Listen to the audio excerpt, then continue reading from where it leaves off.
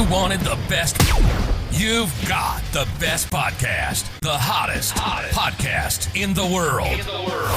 The Chris Voss Show, the preeminent podcast with guests so smart you may experience serious brain bleed. Get ready. Strap yourself in. Keep your hands, arms, and legs inside the vehicle at all times, because you're about to go on a monster education roller coaster with your brain. Now, here's your host, Chris Voss. Not a monster roller coaster with your brain. It's so hot. Hi, folks. Chris Voss here, your host of the Chris Voss Show. Do I actually have to say that? Because it is the Chris Voss Show, but I still have to say I'm the host? That makes no sense, or it makes all the sense. I don't know which it is, but be sure to refer the show to your family, friends, and relatives. Also, go to iTunes and give the show a great referral. Give it that 5-star love. We certainly appreciate you doing that. Tell people how much you love the show, because that's what makes my day. That's what makes new shows. Otherwise, the new shows don't get made, because I just wallow in a pool of self-pity, and I don't believe anyone loves me. Or as we like to call around here, Wednesdays. I don't know what that means. Anyway, guys, thanks for tuning in. We certainly appreciate it. We got an amazing author on the show, as always. But in the meantime, go to youtube.com/Chris Voss. Go to goodreads.com/Chris Voss. Our groups on Facebook, LinkedIn, Twitter, Instagram, TikTok, all the crazy places those kids are playing these days. And check us out, including Chris Voss Leadership Institute.com. You can see some of our courses and leadership training that we have there as well, my speaking, etc. Today, we have Chris K. Jones, a new author on the show. He's the author of the newest book, Headcase, Book 1, Shock and Denial, that came out March 10th, 2022. We're going to be talking to him about his amazing book. He is a recovering serial entrepreneur who quit at the peak of his career to honor the promise he made to himself at 19 that he would become a writer. He splits his time between Tarrytown, New York, and Barbados, where he finds time to swim with turtles and observe cloud animals. Although he doesn't have any children, his inner 8-year-old keeps him on his toes. He's an extrovert who has decided to work in the world's loneliest profession, writing books. Yes, I can tell you that from my experience. Writing his first novel, Headcase, has been the best form of therapy he's ever had. Well, that's good for him, because mine broke me. Welcome to the show, Chris. How are you? I'm great, Chris. Thanks for having me on. Really appreciate it. I think it was the editing mostly that broke me, but I wrote it in 3 months, so a bit of a head spin. So welcome to the show. Congratulations on the new book. Give us your .com so people can find you on the interwebs. Sure. You can go to chriskjones.com, and if you sign up for the mailing list, you can get the first 7 chapters free of Headcase. So figure if you like it, then go buy it. You can also reach me on Instagram at headcase_novel, as well on Facebook, Chris K. Jones author, and on Twitter, headcase_novel. There you go. So what motivated you on to write your first book? Well, I always wanted to be a writer. So even as a small boy, I had all these real vivid imagination and all these things in my head, and I can't draw. So I couldn't get them out. So I learned to write them down. And then I had encouragement from my high school creative writing teacher, who I dedicated my book to, Mr. Paul Putanek. And then even in college. So, but, I'm right brain and left brain, and I love business. And I had the choice between accounting or English. And I kind of went with the more practical side and studied accounting. And even when I was in college, my sophomore professor said to me when I was 19, said, "Chris, you're really talented. You should switch from accounting to English and pursue your writing." And I said, "Look, I grew up poor. Don't want to be a poor, starving artist. I'll go make some money, and then I'll write." Come on, poor, starving artist. It's great. Everyone does it. It's the thing. No, not really. It's the latest thing. Yeah. That might be a better field of avenue to, get the money first, then go chase your dreams. Because chasing dreams sometimes that requires money, I suppose. So give us an overview of the book. What's the book about? It's a novel, from my understanding. Yep. It's a novel. It's the first in a series, and it's called Headcase. The first book is Shock and Denial, and it follows a week in the life of Dr. Andrew Beck, who's the go-to sports psychologist for troubled pro athletes. And there isn't a head he can't fix, except his own. And when his own inner demons get the best of him, he misuses his insider access to athletes in a wager, which leads him down this dark path of blackmail, mysterious murder, and life or death bluffing. And his only way out is to go all in. So the Murder. theme, yeah, the theme of it is really, if you don't discover your demons, they'll destroy you. And it doesn't Ah. matter if you're rich and famous or a pro athlete. If you don't solve for your traumatic issues, they're going to bring you to your knees. Trauma. A Yeah. favorite subject of human beings everywhere, whether they realize it or not. So that's interesting. So Dr. Andrew Beck, he's a go-to sports psychologist for troubled pro athletes. What was the reason you chose the title Headcase?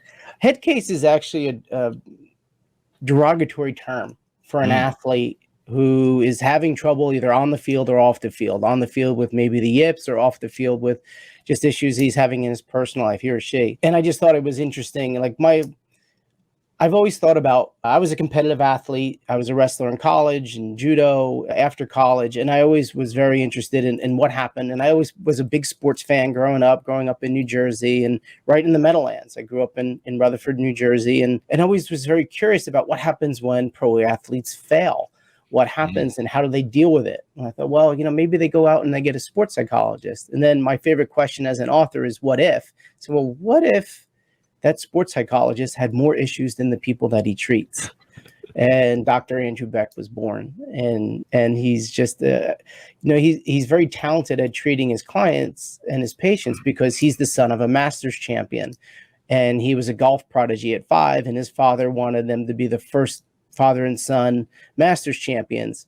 But he drove him to the breaking point, and at 18, he walked away right as he was about to turn pro to go study psychology. And their relationship never healed. So it's a lot about and family trauma, generational trauma. And you hear, and there's just a whole lot about how even the athletes and what they dealt with in their families. I mean, all our trauma starts within our own family, right? Because that's what we're closest to. And then just working through that. And we see that he's so able to compartmentalize his life. And it's like a doctor heal thyself. And things you would think he'd be really aware of because he's a psychologist, he's not, because it's his own trauma. And it doesn't matter all the training that we've had, if we really don't work hard to understand our own trauma and get to the dark part of it and bring it to the surface, we're really not going to we're going to have a hard time healing. And I hopefully people really just enjoy the book. It's entertaining. It's a page turner. It's twists and turns throughout, and just seeing how this guy's life, goes from way up top to a life we would all love to have, and then he's really hurting at the end, and just seeing what happens to him. But it can happen to any one of us. But I do hope people are entertained, and if I can raise awareness towards mental health in sports, I'd really be happy with that too. Oh, that's a good angle that you can contribute that way. So did you pick the psychologist and the trauma theme from your own experience of life? Sure. I mean, we've all experienced trauma. I did not experience the traumas that my athletes in this did. They really had a lot of, or even Andrew, physical and mental abuse. I didn't have that. And we all have our experiences of who we are and the things we struggled with. I mean, as a wrestler, I struggled from eating disorders, and I was battling the scale and not my opponent, which was great when I went to judo. And it was actually I'm Buddhist, and my Buddhist teacher was one that suggested I take judo. And I like being able to do things over again. Everything in life is reincarnation, I believe. And so I got to do judo again. I played at my healthy weight. I had a healthy approach to it, and I won. So it's really like everything in looking at how we approach the sport. I mean, I was very competitive. I hated it when I lost, of course. You sit there and you just think about what happened, go through every move, every second, watch the video 1,000 times, and try to correct yourself. So, but it was still those points of looking at, what I went through, even as a competitive athlete, but not, I wasn't on the Olympic team, but then I did speak with Olympians. I did do a lot of research, and a lot of pro athletes, their childhoods were horrific. And I think it's just, they don't get a lot of compassion. I mean, right now, at least it's really great that we're starting to hear more about it. And that athletes are able to come forward, and people like Michael Phelps with his documentary Weight of Gold. And it's okay to say you're not okay. Definitely. I mean, I think that's the hardest part, is admitting you have trauma and finding out you're not alone. So I think that's very helpful to a lot of people. So this is kind of interesting. I've always kind of had a little bit of a snicker about psychologists because, I dated some psychologists when I was younger, and that they're the one group that I will never date ever again. They were usually people in college getting their psychology degree, and usually they were getting their degree because they were trying to fix for free, basically what was going to take decades to fix. And they have a high suicide rate in their thing. I think they're number 2 next to the dentist or something. Oh, wow. And so they have a high suicide rate. And I'm like, wait, the psychologists who help people with their mental health so they don't commit suicide have the second highest suicide rate? Well, that's like nonsensical, but maybe in a way it is. So I think it's kind of interesting that your book deals with, a psychiatrist who fixes everyone else's problems but his own. Right. Maybe in a lot of ways, there's some sort of analogy of that to human beings and what they do. Yeah, I've spoken to quite a few mental health professionals, and even, I've dealt with that even in my own family and dealing with just everybody's issues. But a lot of times the key to the people who've gotten through very healthy, like dealing with, like, as well as people deal with children, is they need sort of a process to sort of come home and decompress and kind of unload their day. I think the suicides happen when they're bringing they're hearing people's issues and sometimes really just horrific things, and they're bringing that home with them, but they need an opportunity to, and sort of their own little process for de-rolling, for saying, okay, now I'm not, if it's me, say I'm not, Chris Jones, the psychologist, I'm not, but walking home like, okay, I have to be Chris Jones, the father, the husband, the partner, the friend, and change your role and really change. There aren't too many professions where you really just need to de-roll, but anything that's really high stress, police, firemen, surgeons, I'm pretty sure you kind of, it's very healthy if you can do a de-rolling and just go back to being who you are as a human being. Yeah. Some people come home and then they got to hear about other people's problems, but you get all that when you get shot at when you get home. So did you base the characters on anybody else you knew in your immediate family? Any movie stars? What were some of the characters that you brought to life in the story that you base it on? That was really the best part. And I didn't use real teams. I made up my own leagues. I made up my own teams, and it was really fun just to put together the athlete's profile. I had a lot of fun doing that, even designing their uniforms and things like that. It was a lot of fun. On my website, you can go and see the pictures of the athletes and kind of what I did. But it was really an amalgamation of everything. I also worked with a pro team and in the locker rooms when I was young, and I used to spend time talking to the athletes. I didn't, I just wanted to know about what their life was outside of football. My older brother, he worked for the Giants. My dad did work with a lot of pro athletes doing personal things.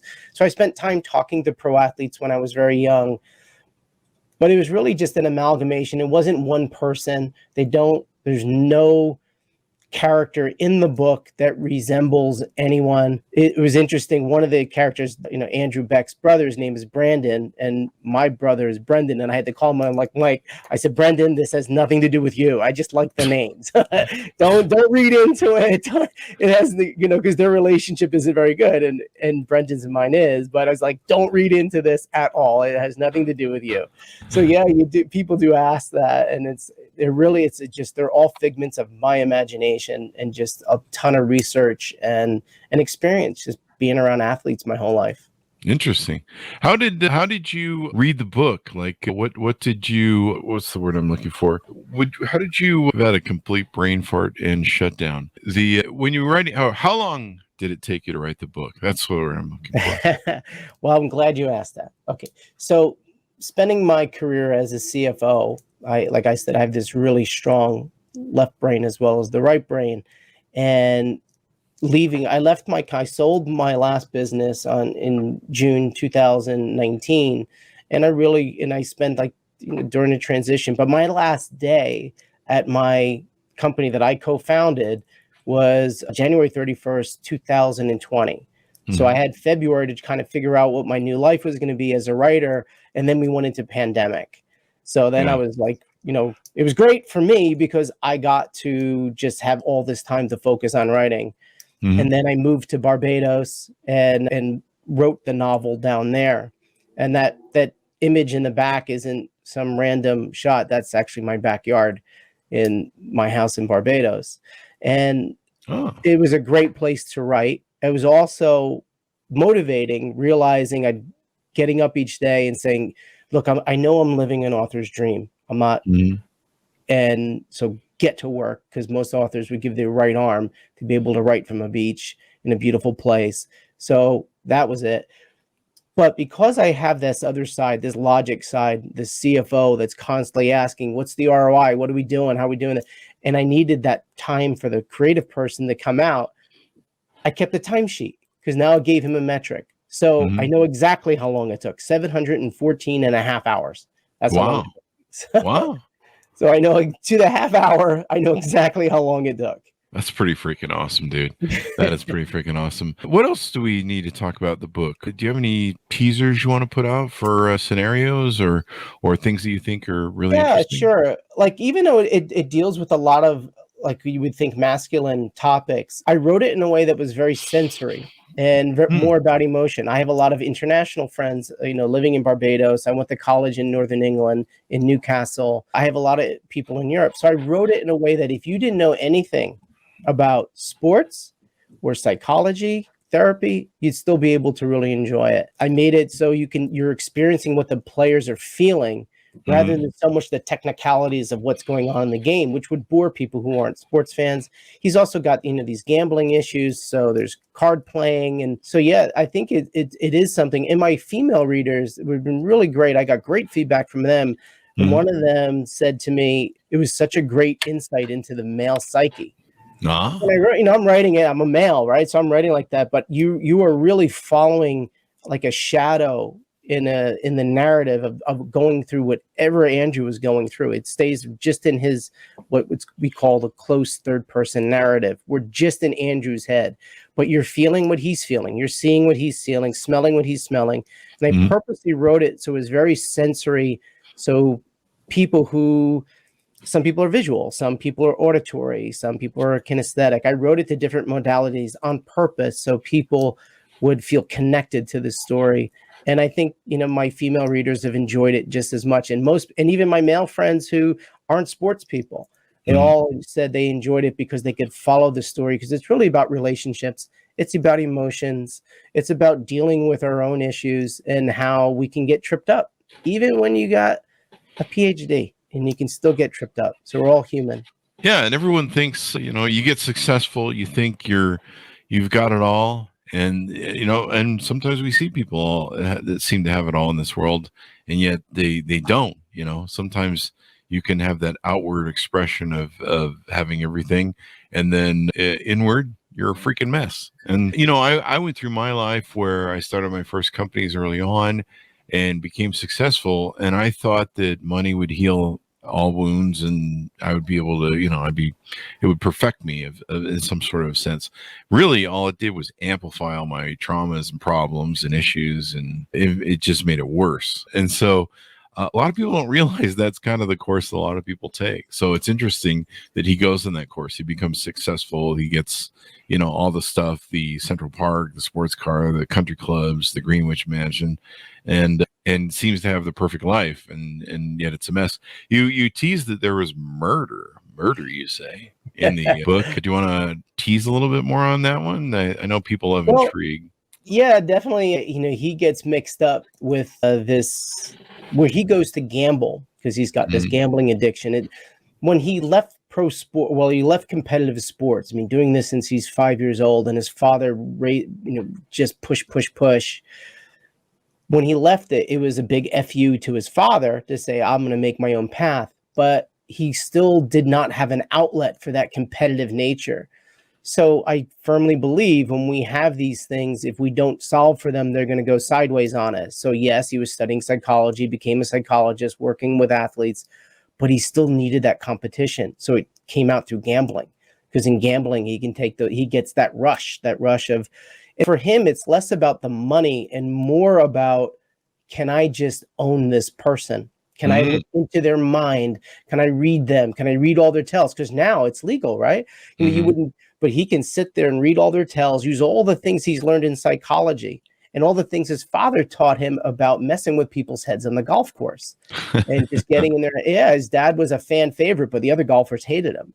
And in learning all this, and even though as much as he really despised what happened with him in his youth, this comes out and he gets caught gambling, in this place, and he's down with it. And it takes place on Mercer Street. There's the place called the 5 Iron that I sort of created. There's an elevator on Mercer Street with a camera. And while I was doing my research on Google Maps, because we're all in quarantine, I saw it. I'm like, oh, that's it. That's the spot. So I do have some videos that I'll be posting in the next few weeks about. I did a whole talk about, why I came up with it. So yeah, he gets mixed up with this underground kind of gangster that has this gambling hall, and he makes this bet that he shouldn't have used because he understands who the athletes are, and it just all goes sideways after that. All goes sideways. And now you meant in the title, it says book 1. Is this meant to be a series? Yep. I'm already working on book 2. I don't really have a title for it yet. I did all the outlining, working on book 2.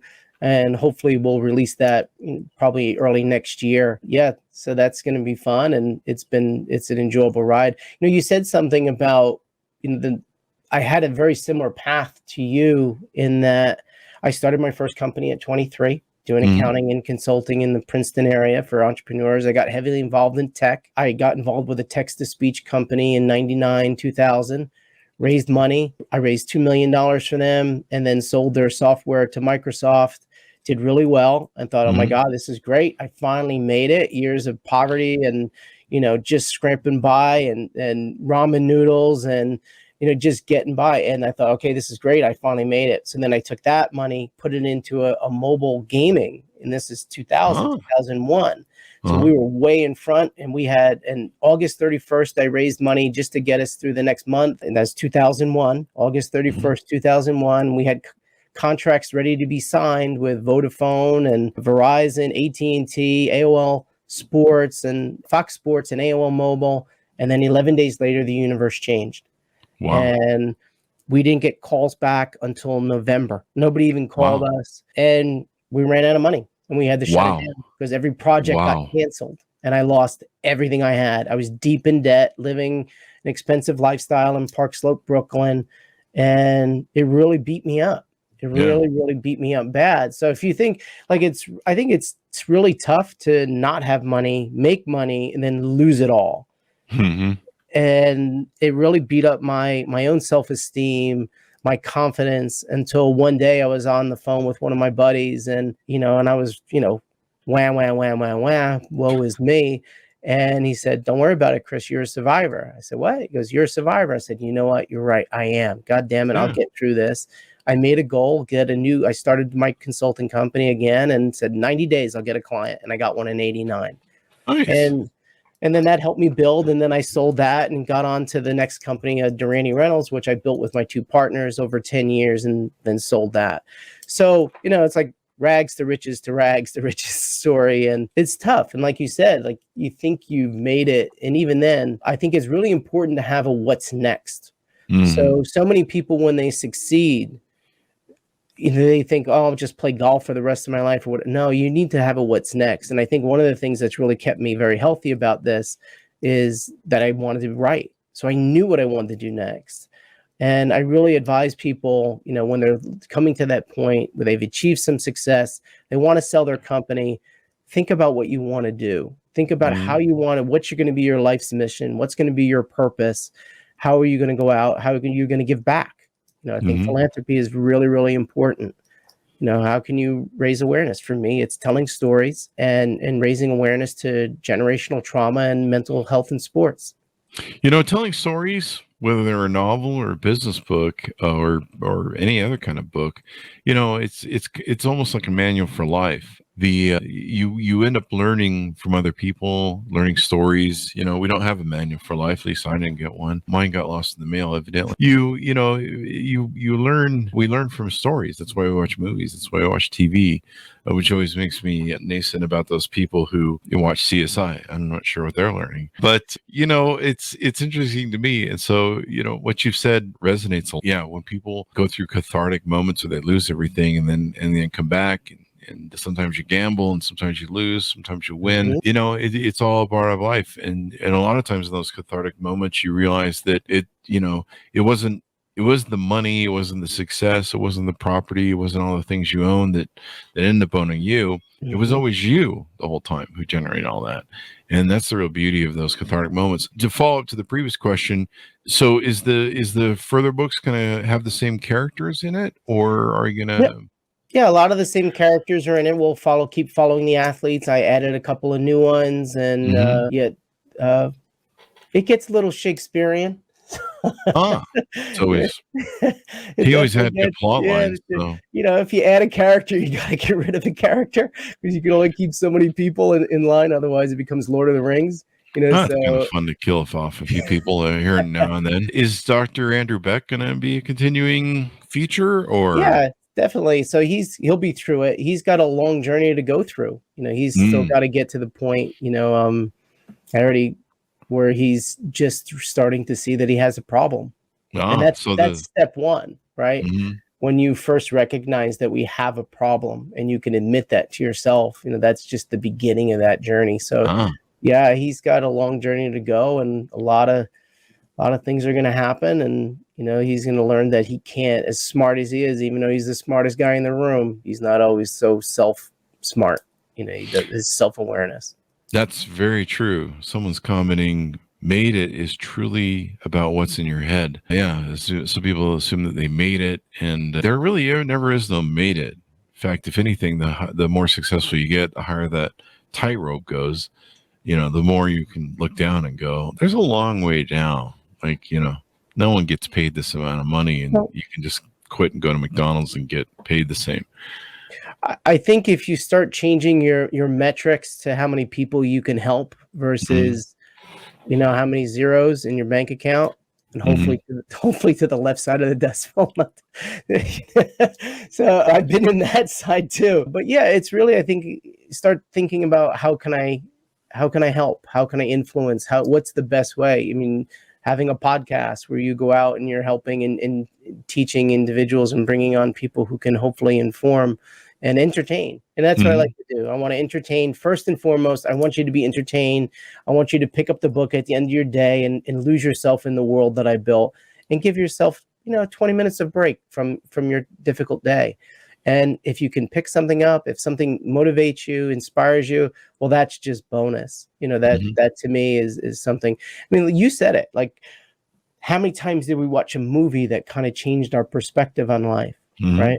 And I do think through storytelling, rather than writing a nonfiction book, I thought it would be more fun. It was more fun for me. Honestly, I'll be honest. It was more fun for me to make up and play with all these characters and have them in my head and mess around with them. But I think you can, through storytelling, kind of, it's almost a better way to tell nonfiction is Yeah. through fiction, right? Yeah. I was struggling. I think there was one point in editing and one point where I was writing like 12 hours a day Mhm. and re-editing and re-editing at that point. And I was losing my mind, and I reached the point where I was ready to throw it all out the window. And I call up a lot of my friends who were authors, and they go, yeah, if you're at that point, you're at the good part because you're almost through it. Yeah, just keep going. Yeah, Just keep yeah, going. keep going, And keep I was pushing. like, are you freaking out of your freaking mind? I'm so done. And I was frying myself up. I was pushing it Yeah, way too hard. I mean, I banged it in 3 months. that's And a lot of it, a lot of it was easy initially because it was stories that I've been using as a griot of my business lessons for 54 years or 20, 30 years, however long it was. And so it was a lot of putting those stories to paper, but then the editing and the rewriting and the structuring and how we wanted to do things and do this, do that, it was pretty whipping. But somebody, one of my authors, I think on the show, came on the show. She said to me, she told a story about how she one time met this gal at a book signing, and she said that her books helped her while she was in prison. oh, And she told the story about how all the prison, the women in the women in the women's prison, were reading her books and using them to help set a course for a better life when they got out of prison and improving, their kind of mindset. And so she keeps a picture of that person that they sent them in the orange jumpsuit at her writing desk. And she realizes she's not writing for herself anymore. She's writing for someone else. And that really helped me. And then another author friend of mine, somewhere in the editing process, she wrote me and she says, there's somebody out here who needs this book. And if you don't finish writing it, you're not going to be able to help them. And they're going to read this book at the right time and need it at the moment that they need it most. And your job is to get that book out so they get that book in their hands. And that gave me a mission from, not from God, but whatever. Well, from who you are as a person. And I think that's really important. We all have a story to tell. And I think the more we can go out and help in a way, if that's what we can do, and we want to tell our stories, and hopefully they have positive influence on people, and then that's good work. That's good work. It was enjoyable. Yeah, I mean, I think the version you kind of hit that point about you get where you're at. I'm like, oh my God, I'm so done. My version that finally got published was version 8.6. So if it got a whole number, like this is my accountant in me, right? So if it got a whole number, that means the change was so big that it changed something really important in a plot point. And then if it was like a point something, that just meant there were other minor changes that needed to be made. But so yeah, 8 versions. It's wow. Wow. I mean, the editing is good. It's important, but man, it gets frustrated. But we had a tight timeline on mine.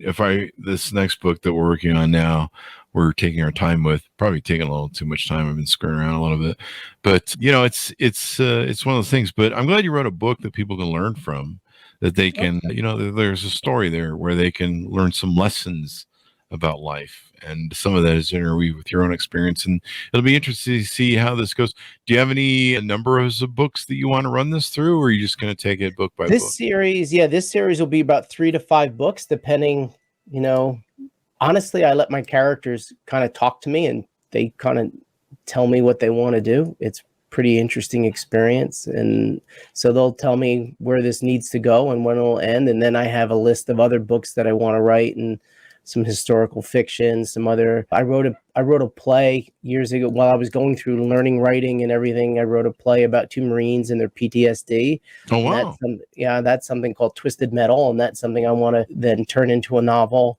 And I have a couple of other stories of things that I've written over the years. I always, really started to just keep.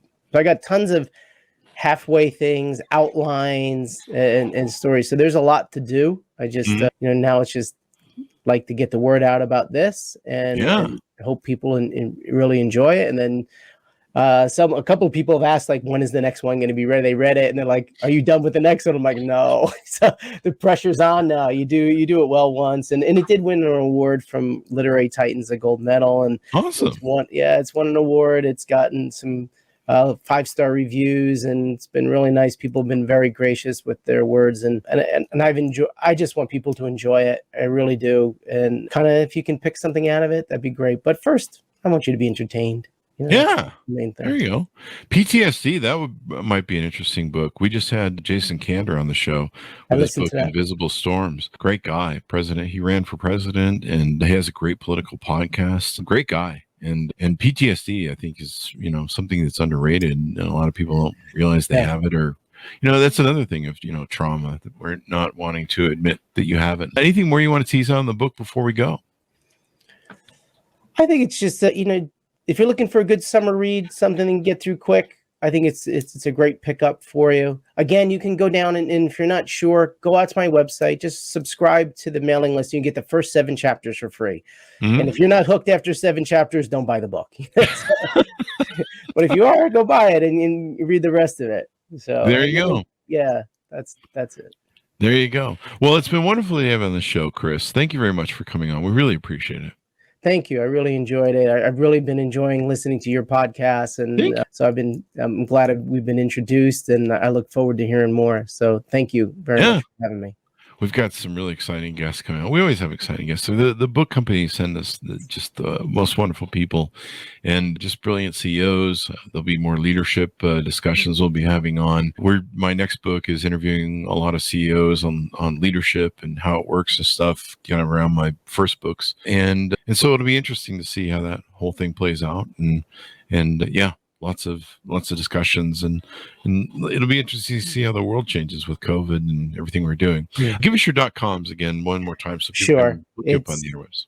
www.chriskjones.com. And on the site, you can either order from Amazon or you can, again, download the first 7 chapters free. You can find the book on Amazon, ebook on Apple Books. And if you want to reach out to me through Instagram, it's Headcase_novel, Facebook, Chris K. Jones, author, and Twitter too, also Headcase_.